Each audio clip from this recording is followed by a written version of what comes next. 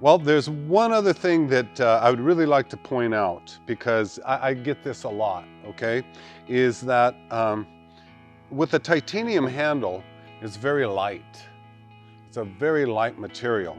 So what happens in our situation is that we're taking a titanium handle and we're taking and putting a heavy steel head on the end of it, which if you hold it out here, this head out here, it makes it feel like it's really heavy, but it's not. It really isn't. It's exactly the same weight as our competitors, you know, no questions.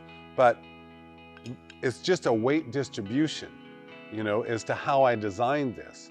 And the reason why the Martinez, or what I feel why the Martinez has been, you know, really accepted with a great deal of enthusiasm, is because it may feel heavy initially, but once guys get it and they start working with it and they take and they pull it back, they realize that the pullback may feel a little heavy, but the drop in on the swing through is effortless, just effortless. And if you think about it, this isn't where you damage your arm.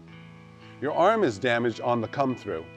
And on the come through, if you're over swinging, you're over gripping, and you're doing a lot of that, you know, you're just really messing your arm up.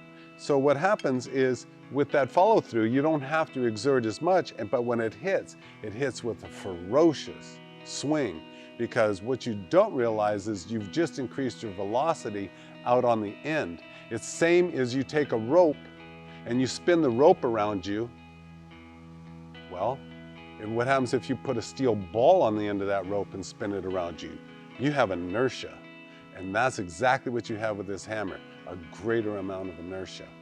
And even with the M4, it may feel a little bit awkward and heavy, but it's really not. It is real. You'll find that you are more accurate in striking and more precision in using it in small spaces, as well as with the heavier one, being able to just really reef on something and get the job done. Thanks.